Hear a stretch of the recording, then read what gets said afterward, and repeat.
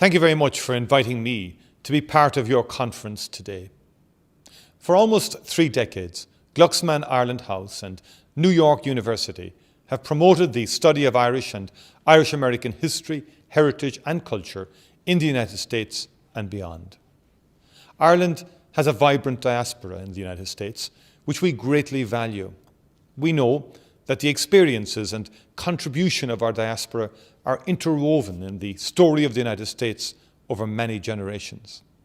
We also know that it is a richer, more diverse diaspora than has often been acknowledged, and that it has interacted and shared historical space with other communities and groups, all strands in the rich tapestry that is today's United States.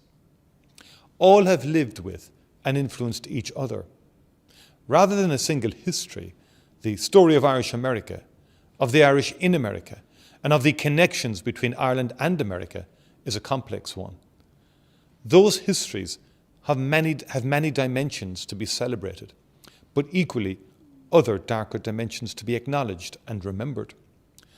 This conference reflects an emerging and growing interest, both in academia and in the community, in exploring in particular the overlapping histories and identities of those of Irish and African heritage, and of those who share both. It is important work. There are many difficult aspects of Irish history, aspects of our relationship with Britain, the story of the two identities that share our island, how the country has sometimes been a cold and a hard place for women. As the Queen said so memorably during her historic visit to Ireland, with the benefit of historical hindsight, we can all see things which we would wish had been done differently or not at all. But we have learned that to understand who we are as a people, it is necessary to shine a light on all parts of our history, however painful, to explore and study it carefully, thoughtfully and respectfully, and ultimately to come to terms with it and to remember it. In that context, I welcome this conference and the rich academic and community work you are part of. I appreciate and regret that it has sometimes been difficult for people to reconcile the different parts of their identities, being able to celebrate their Irishness while retaining rightful pride in their black or brown heritage. That should never be the case, but I understand why it has been so. The issues you are exploring today can help us to find ways to reconcile and to value those histories. It is important work, both where you are in the United States and where I am here in Ireland. Ireland is now a more diverse place, home to people from all parts of the world who are contributing to and shaping the country we are today. Working for an inclusive, diverse Ireland is supported by better understanding of the diversity of our diaspora and the role that Irish people of all backgrounds have played in the world. Last year, the government launched a new diaspora strategy, one that aims to celebrate our diversity. The Irish never were a homogeneous group, and identity is never static.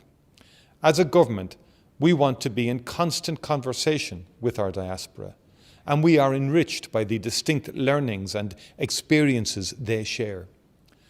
The launch of the African American Irish Diaspora Network in New York last year was therefore especially welcome. Ireland marked the centenary of Irish women's suffrage in 2018 with a poem from that great and much missed Irish poet, Evan Boland. Its title, "Our Future Will Become the Past of Other Women," reminds us that each generation creates a story and a legacy that it will pass to the next.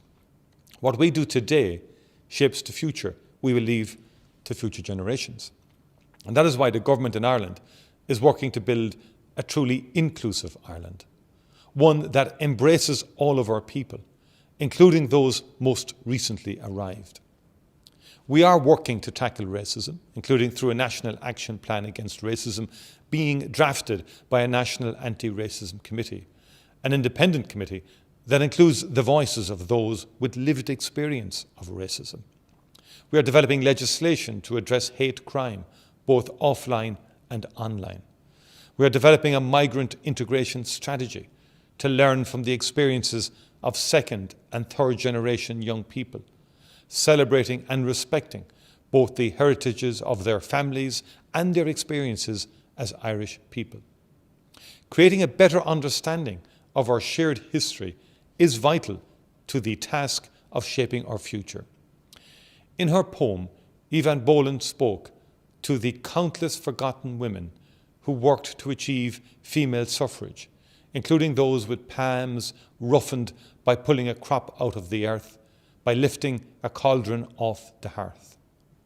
She calls on them to remind us now, again, that history changes in one moment with one mind, that it belongs to us, to all of us. And she promises them, we will not leave you behind. History belongs to all of us, just as the future we will create together belongs to all of us. I wish you well in your discussions today and throughout the rest of the sessions. I'm genuinely hopeful that we can lay the foundations for action to create a better Ireland and a better Irish America where all can belong. Thank you very much indeed.